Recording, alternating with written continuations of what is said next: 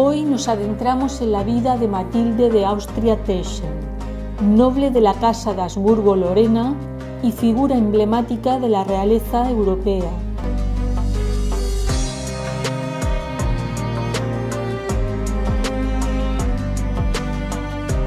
Privilegios cortesanos y lazos dinásticos condicionaron la vida de Matilde, cuyo nombre resuena todavía como protagonista de una de las mayores tragedias vividas en el corazón del Imperio austrohúngaro.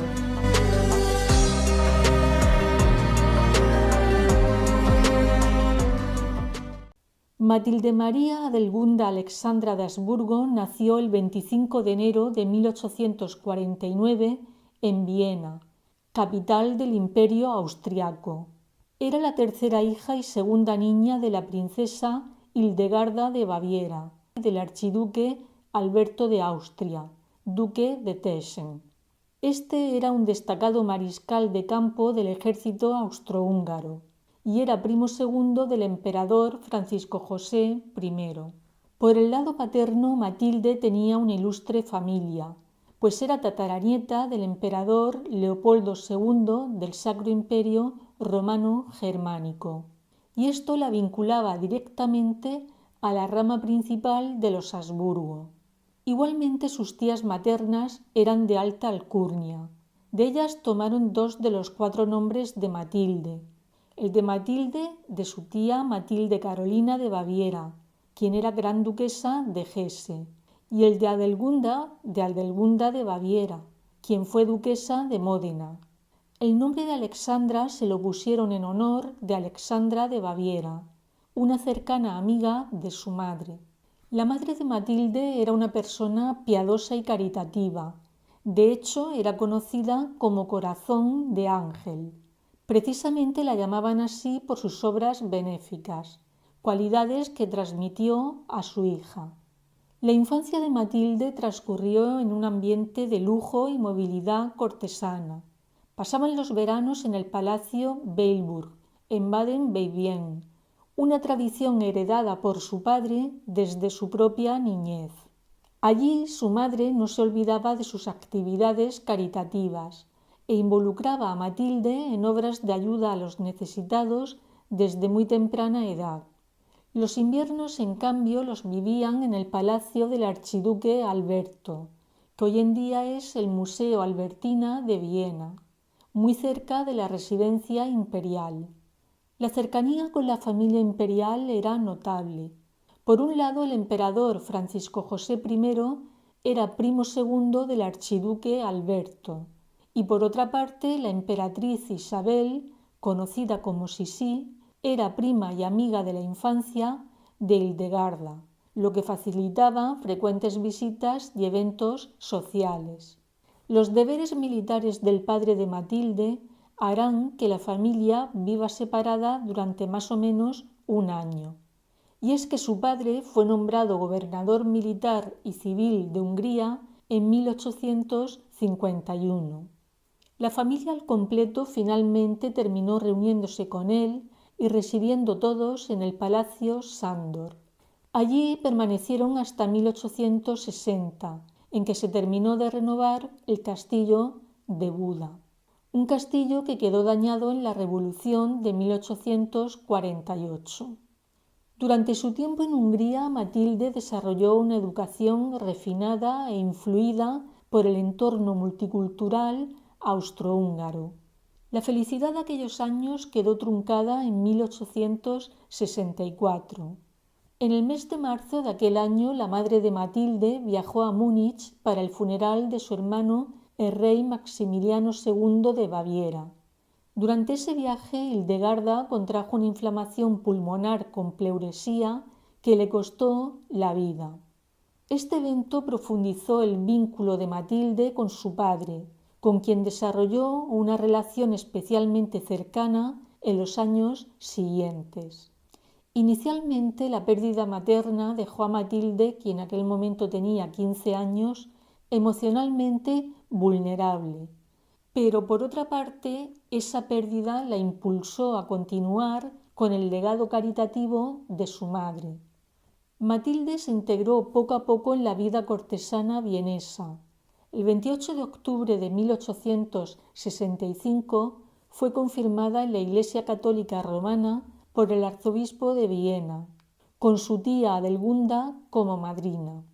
El mismo emperador se involucró en la educación de Matilde, y a petición suya Matilde recibió clases de historia y literatura del profesor Leopold Neumann de la Universidad de Viena. Matilde era descrita como una joven de belleza notable, con un círculo de amistades selecto. Así mantenía una amistad íntima con la archiduquesa María Teresa de Austria Este, de su misma edad e hijastra del tío de Matilde, el archiduque Carlos Fernando. María Teresa se convertiría más tarde en reina de Baviera al casarse con Luis III. Otra relación significativa fue con su primo tercero de la línea italiana de los Habsburgo, el archiduque Luis Salvador. Pero en este punto entramos en otro tipo de amistad, porque ambos se enamoraron perdidamente. Su familia pertenecía a la rama toscana de los Habsburgo-Lorena, una rama calificada por sus parientes vieneses como no convencional, amante del placer y en algunos casos excéntrica. El nacimiento de Luis se produjo en un contexto de inestabilidad. El llamado Risorgimento italiano amenazaba la soberanía toscana y en 1859 la familia fue exiliada a Viena tras la anexión de Toscana al Reino de Italia, por lo que Luis tuvo que adaptarse a la corte imperial austrohúngara. Este creció, por tanto, en un entorno privilegiado, pero a la vez turbulento. Orientaron su vida profesional hacia el mundo castrense. Con ese fin ingresó en la Academia Teresiana, llegando a alcanzar posteriormente un alto grado militar. El emperador Francisco José I, primo de su padre, lo destinó en 1866 a Praga como funcionario administrativo en Bohemia, un puesto que Luis detestaba por su burocracia. Allí, en lugar de avanzar en su carrera, dedicó tiempo a estudiar la flora local, así como a escribir ensayos sobre historia natural, porque verdaderamente esa era su pasión, la botánica. Incluso aprovechaba sus permisos militares para recolectar especímenes botánicos que luego documentaba. Esta pasión por la botánica le tenía abstraído de cualquier otra cosa, como era el encontrar una buena esposa. Así fue hasta que se fijó en Matilde durante las visitas familiares en Viena y Schönbrunn. Apasionado y poético, cortejó a Matilde con intensidad durante esas visitas familiares. En una de esas visitas, Luis entregó a Matilde un herbario personalizado con flores raras recolectadas en los Alpes y el Tirol. Y ese herbario lo acompañó de poemas donde comparaba su belleza con rosas eternas del Edén. Y es que Luis estaba profundamente enamorado de Matilde, tanto que le propuso matrimonio formalmente en 1866. Pero para Matilde existían planes dinásticos mayores, porque para Matilde habían preparado un matrimonio por intereses de Estado con el príncipe Humberto de Saboya, heredero al trono de Italia. El objetivo de ese matrimonio era aliviar las tensiones generadas tras la unificación de Italia. Matilde era conocida por su espíritu rebelde y gusto por lo prohibido, rasgos que contrastaban con la rigidez cortesana. Y un hábito escandaloso en la época era el fumar, algo que Matilde hacía en secreto, a pesar de la estricta prohibición de su padre. El 22 de mayo de 1867 ocurrió algo horrible. Aquel día la joven tenía un importante evento, acudir a una gala en el teatro. Para la ocasión se vistió con un vistoso traje de gasa con crinolina incluida, tal y como indicaba el estricto protocolo de la corte de los Habsburgo para las aristócratas cuando acudían a alguna gala o recepción, y Matilde, como archiduquesa que era, seguía estrictamente esas normas. La crinolina se convirtió en un elemento clave de la moda femenina victoriana del siglo XIX. Su nombre provenía del francés crinoline, que quiere decir crin de caballo, y que se usaba debajo de las faldas. El efecto estético que generaba era el de un volumen exagerado en la parte inferior, definiendo la típica silueta acampanada de la época. Cuando ya se encontraba preparada y antes de salir, Matilde decidió fumar un cigarrillo en privado en uno de los aposentos de palacio. Al oír aproximarse a su padre, intentó esconder el cigarrillo a su espalda, pero la brasa prendió el tejido de su vestido. Fuentes de la época describen cómo Matilde, aun aterrorizada, exclamó: «Padre, no es nada», mientras era consumida por las llamas. El fuego se propagó rápidamente, causándole quemaduras de segundo y tercer grado en la espalda, brazos, cuello y piernas. Partes del vestido se fundieron con su piel, y aunque sirvientes y familiares extinguieron las llamas, las heridas fueron fatales. Matilde agonizó durante 2 semanas, atendida por los mejores médicos de la corte, pero finalmente falleció el 6 de junio de 1867 rodeada de su familia. El archiduque Alberto quedó devastado y se culpó de todo lo ocurrido por su excesiva severidad. Y es curioso, pero en una carta privada a su prima María Teresa de Austria Este, fechada semanas antes, Matilde bromeaba con estas palabras: «Estas crinolinas nos hacen reinas de salón, pero temo que un día nos conviertan en antorchas». El corazón de Matilde fue enterrado en la capilla de Loreto de la iglesia de los Agustinos en Viena, siguiendo la tradición de los Habsburgo, y su cuerpo fue trasladado en procesión nocturna con antorchas a la cripta imperial bajo la iglesia de los Capuchinos, escoltado por la familia imperial y presenciado por miles de vieneses. Aunque la crinolina no causó directamente su muerte, sí que estuvo íntimamente relacionada con el accidente fatal de Matilde, ya que facilitó la propagación rápida del fuego en su vestido, convirtiéndose aquel trágico hecho en un símbolo de los peligros que conllevaba su uso. La muerte de Matilde tuvo múltiples consecuencias. No hace falta decir que su familia quedó destrozada. De hecho, su padre nunca consiguió recuperarse emocionalmente. Pero es que además su muerte alteró la diplomacia europea, ya que al no llevarse a cabo la alianza proyectada con Italia a través de su matrimonio con Humberto de Saboya, las fricciones austrohúngaras aumentaron. Por otra parte, la manera en que se produjo la muerte de Matilde llevó al emperador Francisco José a ordenar ciertas restricciones en galas cortesanas, como fueron el uso de faldas más estrechas y que estuvieran confeccionadas con telas ignífugas. Revistas de Estados Unidos y de Francia especializadas en moda publicaron advertencias citando explícitamente el caso de Matilde como lección trágica.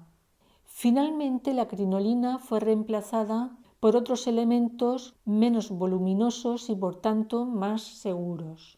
Luis, la persona que había soñado casarse con Matilde, quedó sumida en un duelo profundo, que lo alejó todavía más, si cabe, de la corte.